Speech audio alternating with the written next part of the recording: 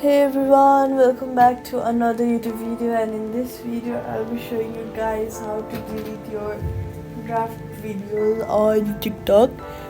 So let's get started. Go ahead and open your TikTok app, then go to your profile and then go to drafts.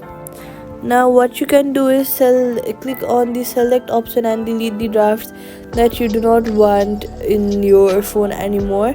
And what you can also do is select all if you want to delete all of the unwanted drafts, but if you want to keep a few drafts and just delete whichever ones you do not like, go ahead and click on it and click on delete and press the delete button and your draft will be deleted. So this is how you guys can delete a draft on TikTok. I hope this video helped you on doing that, and if it did, make sure you hit that like button and that subscribe button, and do not forget to comment on my video. Thank you all so much for watching, and I'll see you guys in the next one.